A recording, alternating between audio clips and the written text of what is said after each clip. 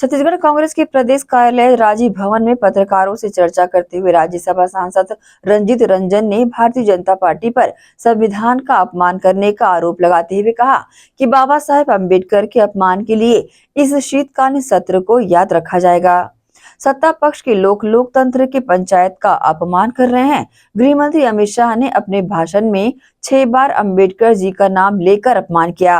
प्रधानमंत्री मोदी का गृह मंत्री के समर्थन में किया गया पोस्ट संविधान का अपमान है। वहीं उन्होंने कहा कि जब तक गृह मंत्री अमित शाह माफी नहीं मांगते हैं तब तक कांग्रेस शांत नहीं बैठने वाली है। गृह मंत्री अमित शाह को इस्तीफा दे देना चाहिए।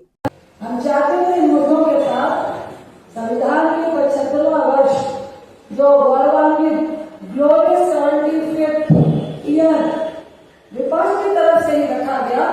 2 हफ्ते उन्होंने सदन को चलने नहीं दिया गया। इतिहास में पहली बार हो रहा है कि पक्ष वाले सत्ताधारी लोग सदन को चलने नहीं देना चाह रहे, क्योंकि वो नहीं चाहते थे कि उनकी नीतियों के बाद में उनके फेलियर के बाद हो।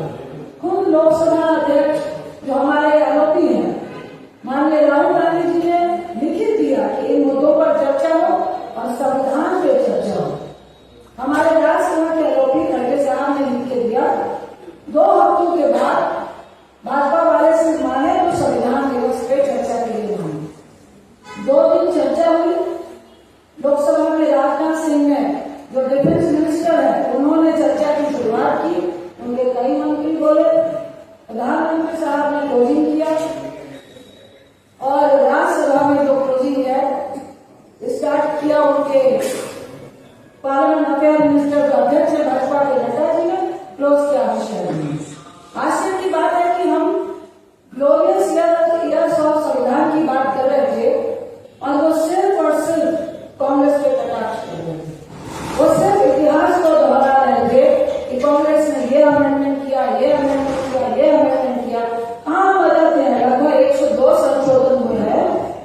72 संशोधन कांग्रेस ने किए, 25 संशोधन भाजपाइयों ने किए, 2 संशोधन जनता पार्टी ने किए, 1 संशोधन जनता दल ने किए।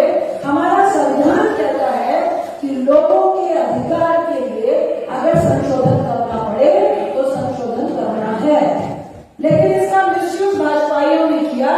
सिर्फ 2-4 संशोधन की बात करके सिर्फ और सिर्फ कांग्रेस पे कटाक्ष किया। 55 साल बनाम 11 साल ये उनका इतिहास है। 2014 से लगातार 11 साल से आपने संविधान का अपमान किया, आपने बाबा साहब के संविधान का अपमान किया, आपने देश की बोलने की अभिव्यक्ति का अपमान किया, आपने किसानों का अपमान किया, आपने युवाओं का अपमान किया, आपने महिलाओं का अपमान किया, आपने गरीबी का अपमान किया। उसका परिणाम है 15 लाख आपके पॉकेट में आएगा नोटबंदी की। उसका उदाहरण है 700 किसानों की डेथ हुई, लेकिन यूटर्न लेना पड़ा आपको। काले जो किसान के कानून थे, कई उदाहरण है। आप बोले स्विट्जरलैंड से पैसा लाएंगे, और जब हम लोगों ने कहा कि जो अडानी ब्राइड की बात आ रही है उसकी चर्चा होनी चाहिए तो आपने मुंह नहीं लिए। तो पूरे संविधान दिवस पे संविधान के ग्लोरियस पे गौरवान्वित करने वाली बातें नहीं हुई, सिर्फ और सिर्फ कांग्रेस पे कटाक्ष हुआ। हद तो तब पार हुई जब अमित शाह जी बोलते बोलते अपनी खींच में कुछ ऐसा बोल के चले गए जिससे पूरे देश में आपने बाबा साहब